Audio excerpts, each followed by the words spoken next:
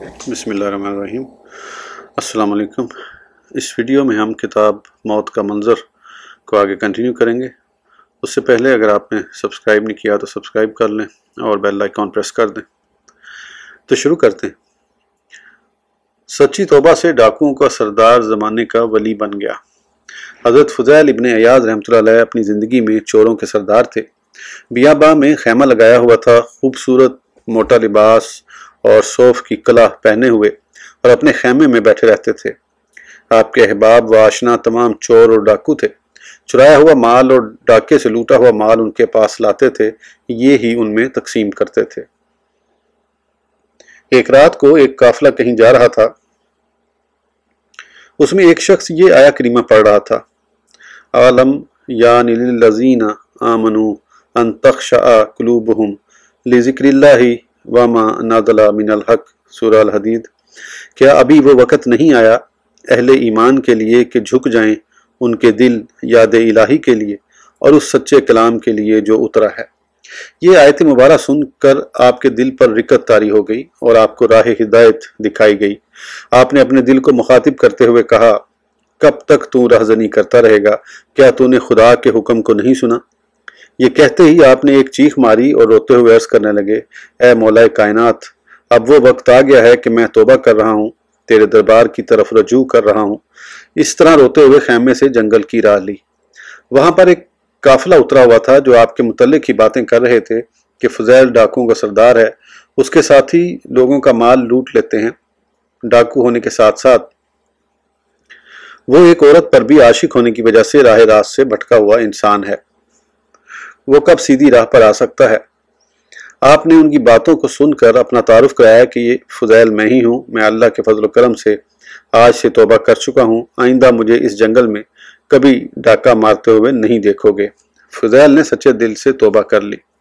حضرت فضیل کا مقام ولایت۔ ایک رات ہارون رشید نے اپنے وزیر برمکی سے کہا کہ مجھے آج کی شب کسی ایسے بزرگ کے پاس لے چلو جس سے میرے قلب کو سکون و راحت ہو۔ وزیر ہارون رشید کو سفیان کے پاس لے گیا۔ جب ان کا دروازہ کھٹکھٹایا تو سفیان نے پوچھا: کون ہے؟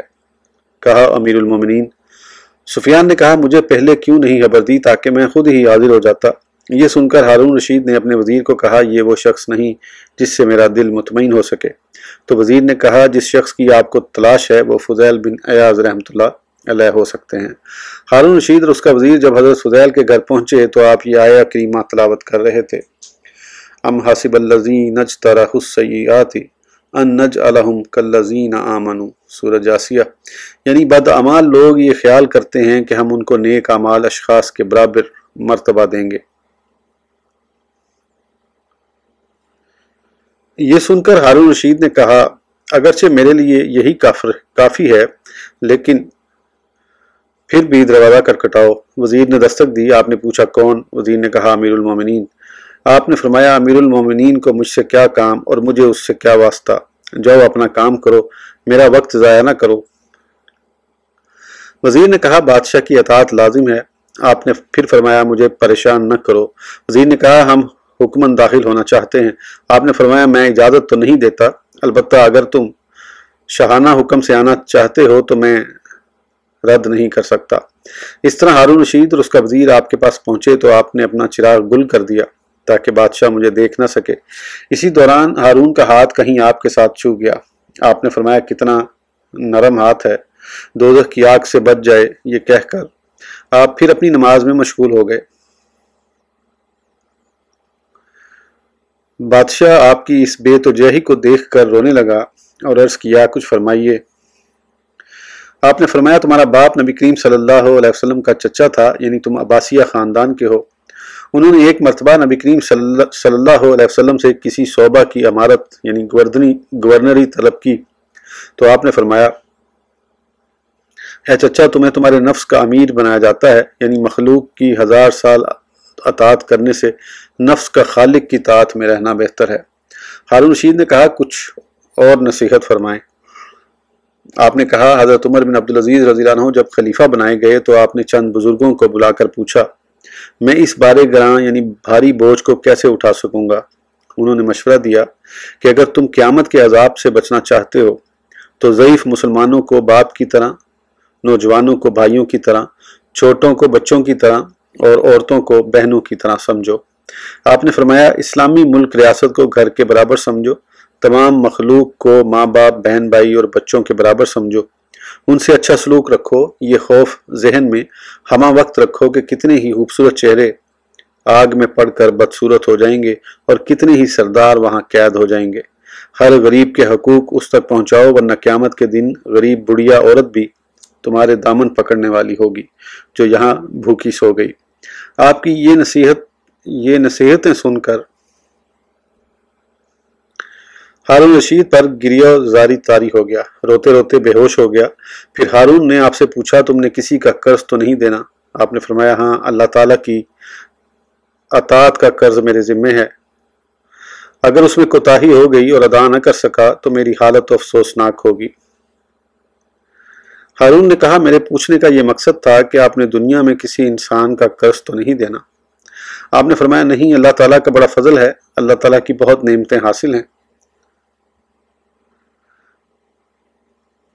ہارون نے آپ کی خدمت میں 1000 دیناروں کی تھیلی پیش کی۔ آپ نے کہا افسوس، میری نصیحتوں کا تم پر کوئی اثر نہیں۔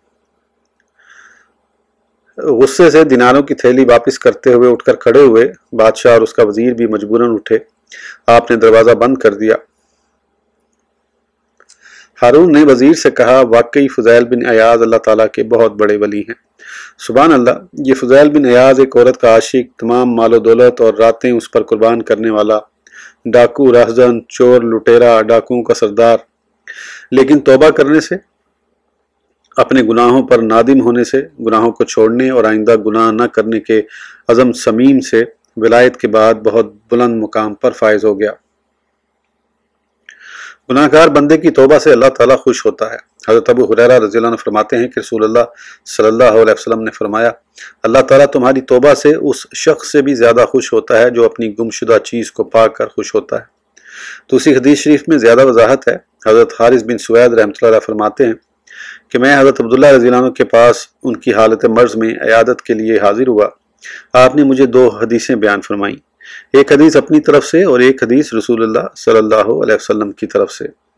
آپ نے کہا میں نے رسول اللہ صلی اللہ علیہ وسلم سے سنا، آپ فرما رہے تھے کہ اللہ تعالیٰ اپنے مومن بندے کی توبہ سے اس شخص سے بھی زیادہ خوش ہوتا ہے جو خوفناک بے آب و گیا جنگل میں ہو، اس کے ساتھ ایک سواری ہو جس پر اس کا کھانے پینے کا سامان لادا ہو، تو یہ شخص سو جائے، جب بیدار ہو تو دیکھے کہ میری سواری غائب ہے، اس کی تلاش میں نکلے، پیاس غالب آ جائے، عاجز آ کر کہے جہاں سے آیا تھا وہاں ہی واپس جا کر سو جاتا ہوں تاکہ موت ہی آ جائے، واپس آ کر اپنا سر کلائی کے اوپر رکھ کر سو جاتا ہے تاکہ موت آ جائے، لیکن کچھ دیر کے بعد جاگتا ہے تو کیا دیکھتا ہے کہ اس کی سواری بما کھانے پینے کے سامان کے اس کے پاس کھڑی ہے۔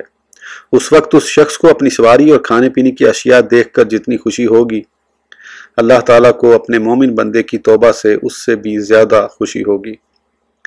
کتنی ہی مرتبہ غلطی سرزد ہو پھر توبہ کرتا ہی رہے۔ حضرت ابوبکر صدیق رضی اللہ عنہ فرماتے ہیں کہ رسول اللہ صلی اللہ علیہ وسلم نے فرمایا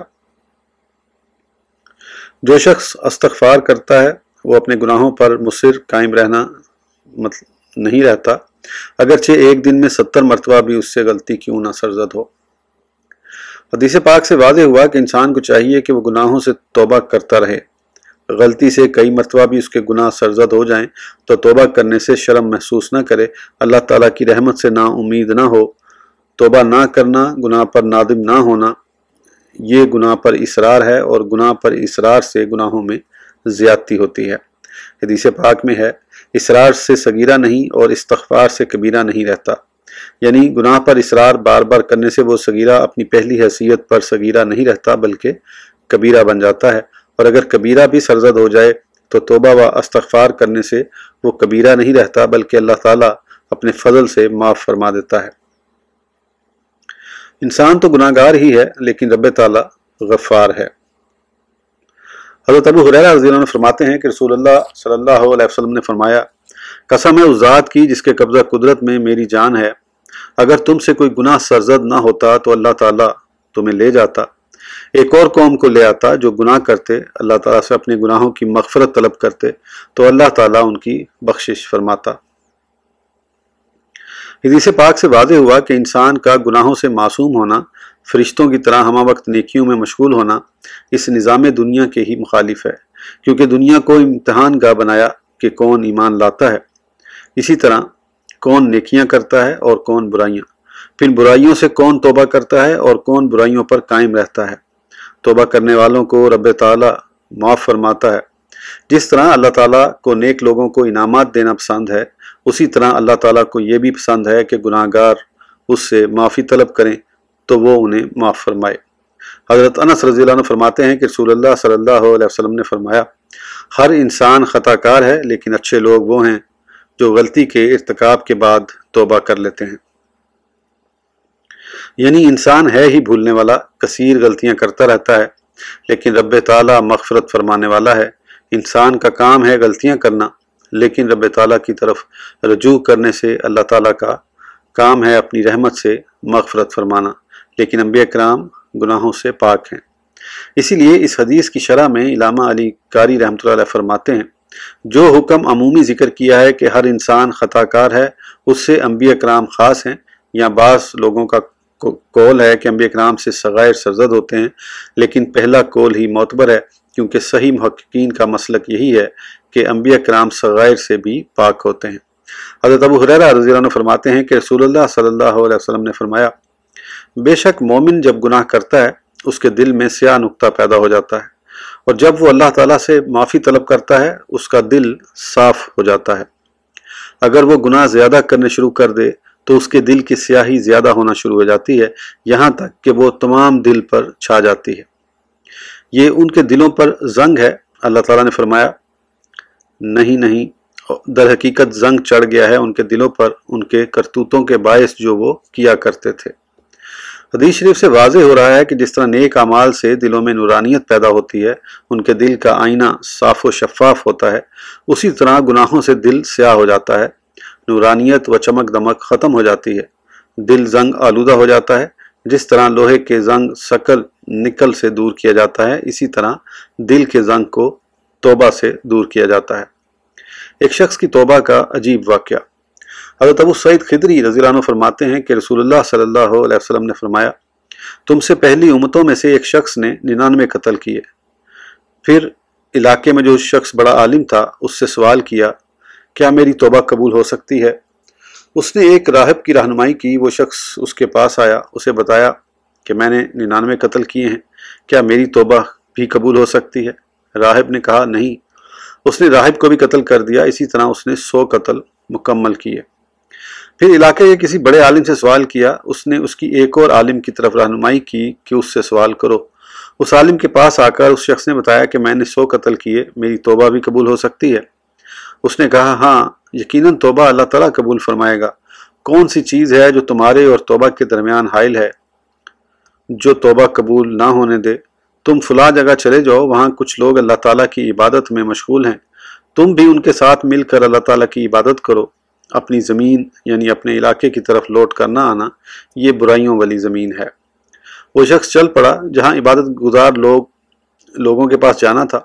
ابھی نصف راستہ ہی طے کیا تھا کہ وہ فوت ہو گیا۔ اب رحمت کے فرشتے اور عذاب کے فرشتے اس شخص کے بارے میں جھگڑا کرنے لگے۔ رحمت کے فرشتے کہنے لگے، اس کی روح ہم لے کر جائیں گے، کیونکہ یہ سچے دل سے توبہ کی غرض سے اللہ تعالیٰ کی طرف متوجہ تھا، اس لیے کہ اتنے دور سے نیک لوگوں کے پاس جا رہا تھا۔ عذاب کے فرشتے کہنے لگے، اس کی روح ہم لے کر جائیں گے، اس نے کوئی نیک کام آج تک کیا ہی نہیں۔ اتنے میں ایک اور فرشتہ انسانی شکل میں آ گیا۔ ان فرشتوں نے یہ معاملہ اپنے جھگڑے کا اس کے سامنے پیش کیا۔ اس نے کہا، دونوں طرف زمین کو ناپ لو، جس طرف کی زمین تھوڑی ہے یہ شخص ان کے لیے ہی ہوگا۔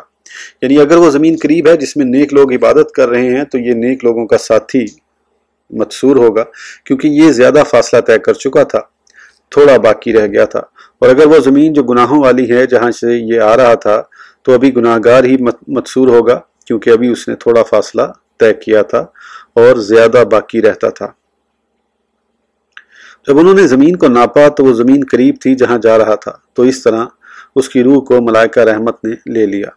حضرت قتادہ رضی اللہ عنہ فرماتے ہیں کہ حضرت حسن رضی اللہ عنہ نے ہمیں بتایا کہ جب اس شخص پر موت کا وقت آیا تو اس نے اپنے سینے کو اٹھایا، یعنی صرف سینے کا اس سرزمین کی طرف ہونا ہی اس کی بخشش کا سبب بنا۔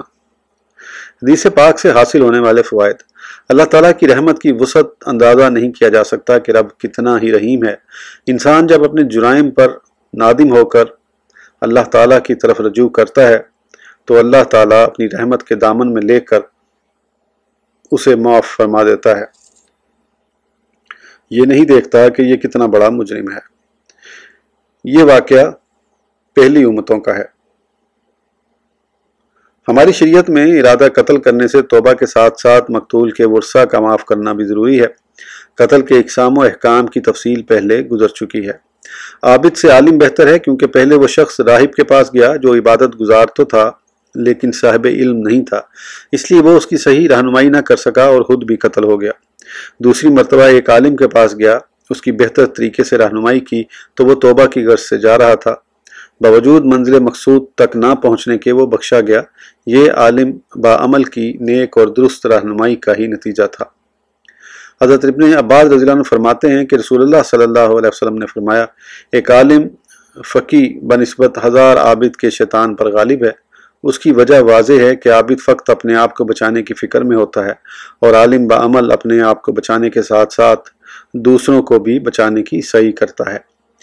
انسان جب نیکی کا پختہ ارادہ کر لیتا ہے اللہ تعالیٰ اس پر بھی ثواب مرتب کرتا ہے، جس طرح یہ شخص اپنی منزل مقصود تک نہ پہنچ سکا لیکن نیکی کے ارادے اور توبہ کی غرض سے جا رہا تھا، اس لیے اللہ تعالیٰ نے اسے بخش دیا، نیکی کے پختہ ارادے پر ثواب مرتب فرما دیا۔